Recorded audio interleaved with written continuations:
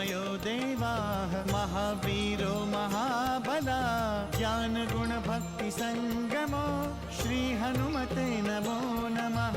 जय हनुमान संकट मोचन जय हनुमान। जय हनुमान संकट मोचन जय हनुमान। केसरी नंदन तिहु जगवंदन अंजनी सुत बलधारी। केसरी नंदन तिहु जगवंदन अंजनी सुत बलधारी। संकट मोचन नाम तुम्हारा संकट मोचन नाम तुम्हारा हर संकट पे भारी। जय हनुमान संकट मोचन जय हनुमान। जय हनुमान संकट मोचन जय हनुमान। संकट उसके निकट न आवे ले जो शरण तुम्हारी। संकट उसके निकट न आवे ले जो शरण तुम्हारी। संकट मोचन नाम तुम्हारा संकट मोचन नाम तुम्हारा हर संकट पे भारी। जय हनुमान संकट मोचन जय हनुमान। जय हनुमान संकट मोचन जय हनुमान। अब कुछ क्षण पश्चात ही हम गंगा तट पर पहुंचने वाले हैं।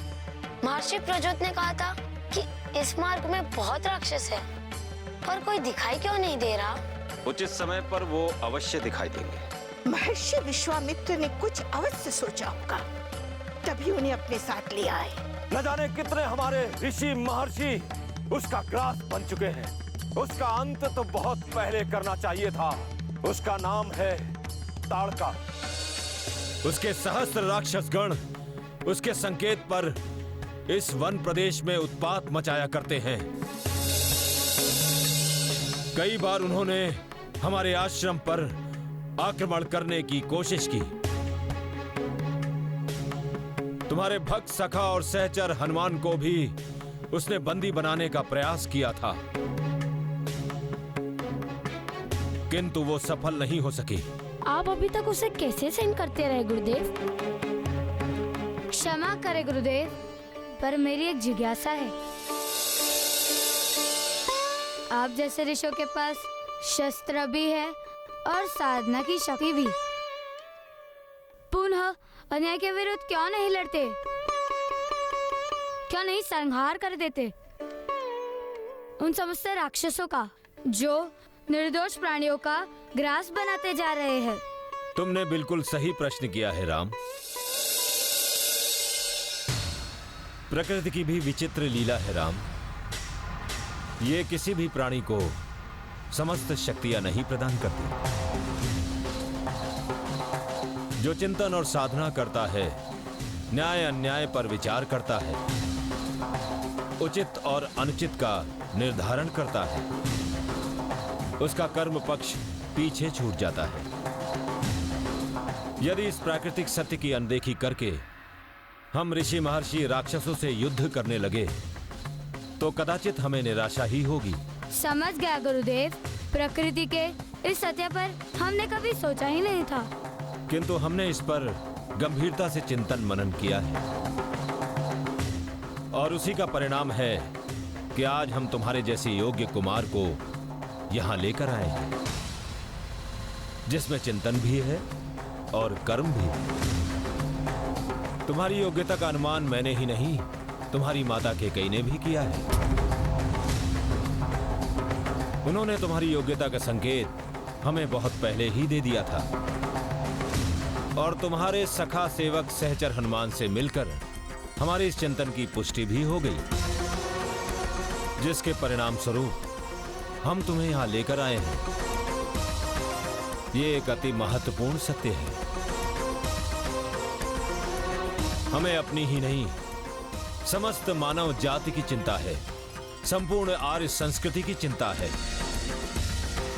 इसलिए आज हम तुम्हें अपनी समस्त सिद्धियां प्रदान करना चाहते हैं, जिससे तुम आने वाली बाधाओं पर विजय प्राप्त कर सको। हमें आपका प्रत्येक आज्ञा शिरोधार्य है गुरुदेव। दायित्व अति गंभीर है राम। तुम्हें ताड़का का वध करके अपने महाअभियान को आरंभ करना है।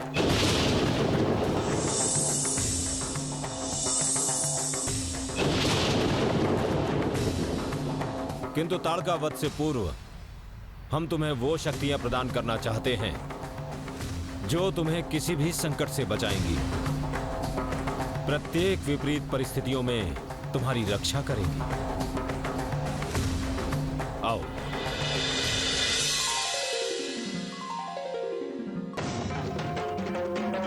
मैं गाधी पुत्र ब्रह्म ऋषि विश्वामित्र इस पवित्र जल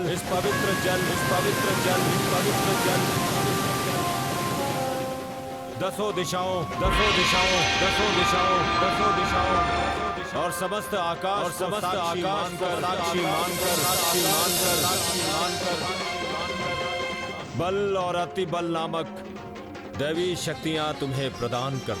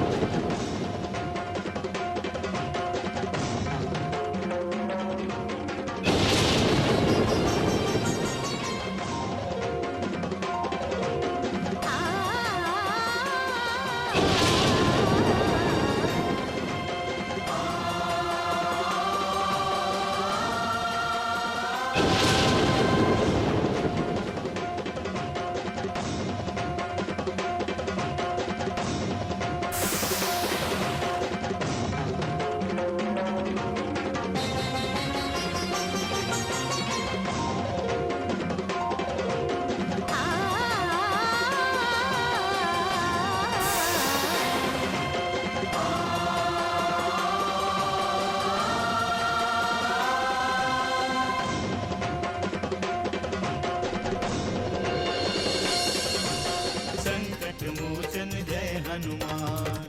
उस राम का अंत समय आ गया है।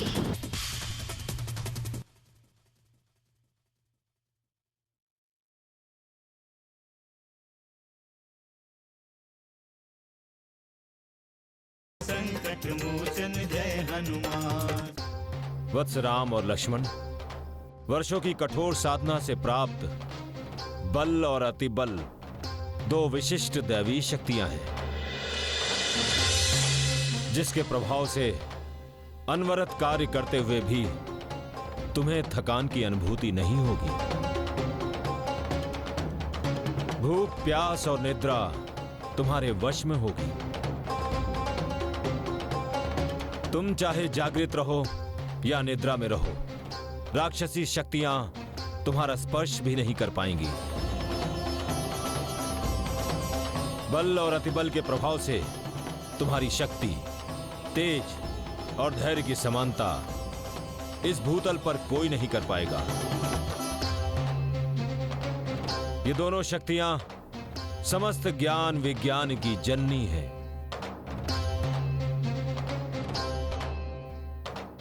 अब तुम्हारी सदा ही जय होगी।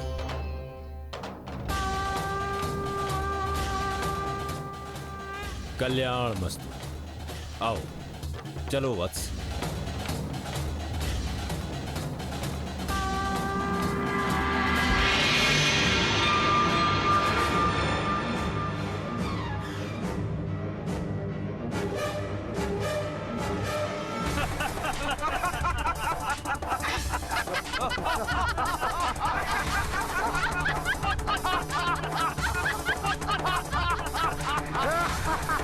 तुम दोनों क्यों हंस रहे हो? मैं पूछ रही हूँ कि क्यों हंस रहे थे तुम? वो हमारा कुछ नहीं बिगाड़ सकते। वो दोनों बालक हैं। उनका मार्ग कौन सा है? वो इसी मार्ग से जाएंगे। ठीक है, जाओ और मुझे पल पल की सूचना देते रहना। जाओ। जो आज्ञा दे। हम वहीं चलकर उनका वध क्यों नहीं कर देते माते? हाँ माते, हम यहाँ उनकी कब तक प्रतीक्षा करते रहेंगे? उन बालकों का वध करने के लिए श्रम की आवश्यकता नहीं है। मैंने तुम सबसे पहले ही कहा है कि तुम सभी उसके वध का खेल देखोगे।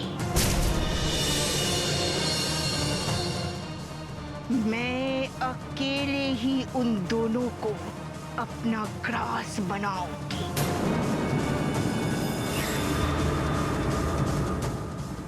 मुझे आज भी उस बानर की बातें स्मरण है।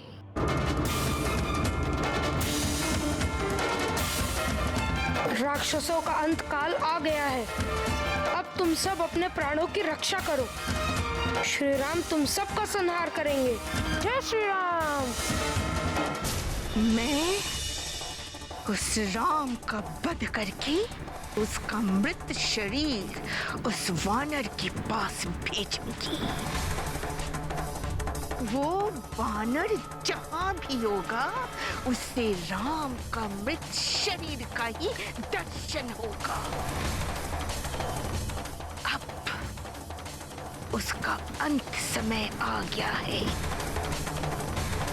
उस राम का और उस बानर का भी। नारायण नारायण।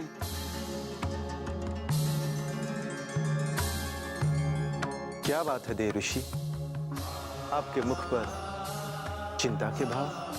आप सब कुछ जानते हुए भी अनजान बन रहे हैं प्रभु। सुकेतु पुत्री तारका ने तो ठान लिया है कि वो। अब कुछ ना बोले देव ऋषि। साक्षात ब्रह्मा के मानस पुत्र के मुख से ऐसी निर्मूल बातें शोभा नहीं देती। हम यहाँ बैठे हुए अयोध्या कुमार राम की लीला देख रहे हैं देवर्षि नारद। नारायण नारायण। मैं अभी तक उस लीला से वंचित हूँ माते। मैं तो तारका के ही लीला में खोया हुआ था। किंतु प्रभु मैं समझ नहीं पा रहा हूँ, प्रभु श्री राम कौन सी लीला करने जा रहे हैं? राम की लीला आप प्रत्यक्ष देख लें देव ऋषि। विश्वामित्र अभी उन्हें ताड़का वन में ही लिए जा रहे हैं।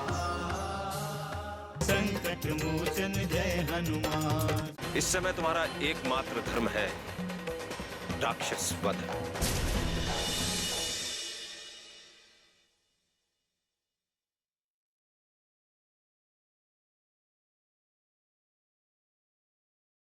संकट मोचन जय हनुमान। अब हम ताड़का वन में प्रवेश कर चुके हैं। कभी ये स्थान सुंदर नगर और जनपद थे। सबसे पहले ताड़का ने उन नगरों को ध्वस्त और नष्ट किया। यहां के सभी राजवंशों का अंत कर दिया। नरभक्षी राक्षसों के डर से प्रजा भाग गई और जो नहीं भाग सके वो उन राक्षसों का ग्रास बन गए। कालांतर में ये वन प्रदेश ताड़का का उपनिवेश बन गया। पर गुरुदेव, क्या यहाँ के राजा इतने कायर थे? क्या वे अपनी रक्षा करने में भी इतने अक्षम थे? ये दुखद सत्य है कुमार कि यहाँ के राजे महाराजे अपनी आत्मरक्षा नहीं कर सके। इसका कारण यह है कि सर्वप्रथम इन्होंने राक्षसों की शक्ति की अनदेखी की और बाद में जब इन राक्षसों की शक्ति बढ़ गई तो वो राजे महाराजे इनका सामना करने में असमर्थ हुए। कितने आश्चर्य की बात है कि ये राक्षस शिविर महाराज दशरथ और शीलध्वज की राज्यों की सीमाओं के पास है, किंतु उन्हें इस बात की कोई चिंता नहीं। गुरुदेव, राक्षसों ने अयोध्या की सीमा पर आना आरंभ कर दिया है।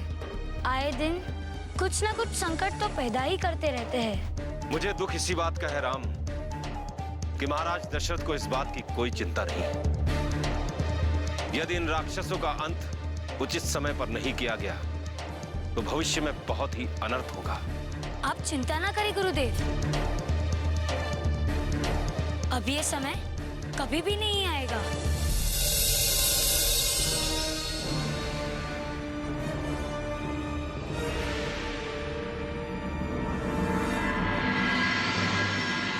क्या हुआ वत्स? गुरुदेव, ताड़का एक स्त्री है। जो आशंका थी वही हुआ। मैं जानता था कि क्षत्रिय युद्ध परंपरा का स्मरण तुम्हें अवश्य आएगा। हाँ गुरुदेव, माता कौशल्या सदा कहा करती है, क्षत्रिय वीर स्त्री पर कदापि शस्त्र नहीं उठाते। ये धर्म के विरुद्ध होता है गुरुदेव। ऐसे समय में मन में इस प्रकार का विचार आना ही अधर्म है। इस समय तुम्हारा एकमात्र धर्म है राक्षस वध। पर गुरुदेव, यदि कोई राक्षस होता तो मेरे मन में विचलन ना होता। राम, एक राजपुत्र के लिए, चारों वर्णों के हित के लिए यदि स्त्री हत्या भी करनी पड़े तो उससे मुख नहीं मोड़ना चाहिए। अतीत में विरोचन की पुत्री मंथरा और शुक्राचार्य की माता का भी वध इंद्र और विष्णु ने इसीलिए किया था कि वो राक्षसी थी और वो मानवता को नष्ट कर देना चाहती थी। हाँ भैया, गुरुदेव से मैं पूर्णतः सहमत हूँ। ठीक है गुरुदेव, आपने मुझे क्षत्रिय धर्म का ज्ञान करा दिया है। अब आप आश्वस्त रहे। धर्म का मर्म अत्याचार का अंत है। मैं वही करूंगा जो आप आदेश देंगे। राम! कहाँ है तू? कहाँ है?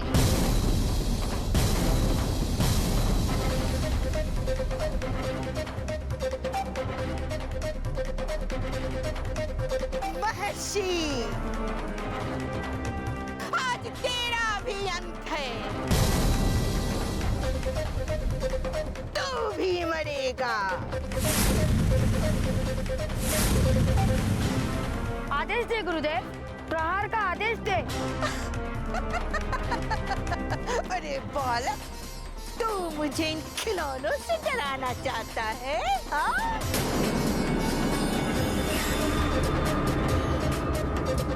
तुम जैसे कुमार तो मेरे प्रिय आहार हैं।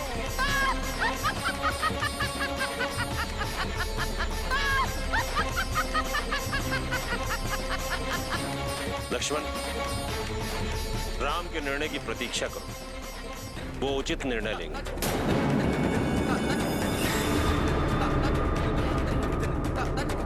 संकट मोचन जय हनुमान। तुम्हें ये सब कैसे पता चला कि ताड़का मारी गई?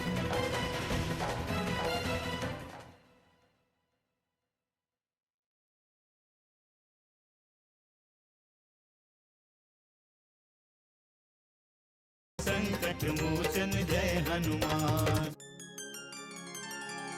स्वामी, राम प्रहार क्यों नहीं कर रहे हैं? देखिए, ताड़का चुनौती दे रही है। नारायण नारायण। हाँ प्रभु, अब विलंब क्यों हो रहा है? मेरी व्यग्रता बढ़ती ही जा रही है। वीरता का प्रथम लक्षण धीरता है देवऋषि। राम उचित समय पर उचित निर्णय अवश्य लेंगे।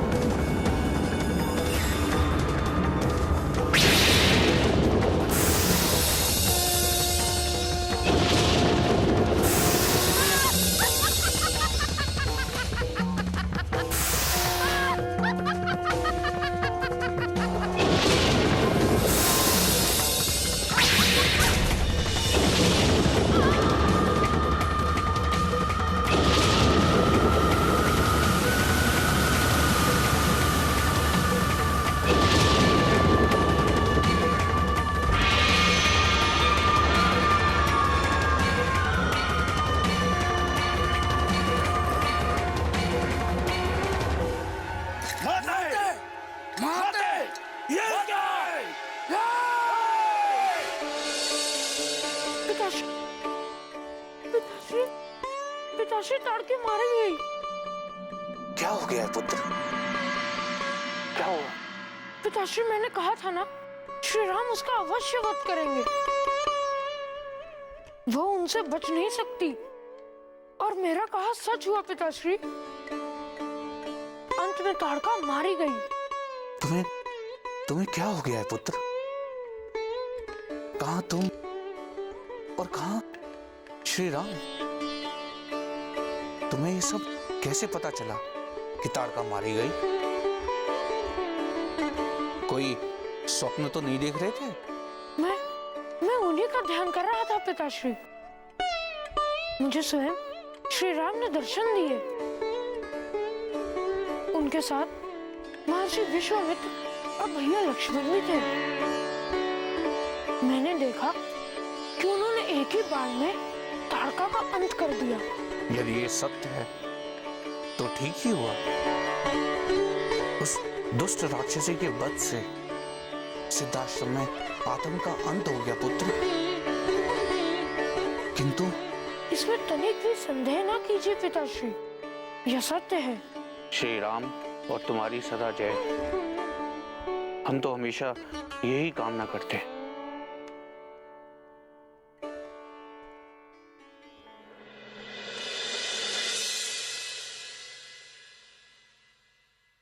उनका विनाश करना होगा सुबाहु। हनुमान जय हनुमान, असुर निकंदन जय हनुमान। मनोजवं मारुततुल्य वेगं, जितेन्द्रियं बुद्धिमतां वरिष्ठं। वातात्मजं वानरयूथमुख्यं, श्रीरामदूतं शरणं प्रपद्ये।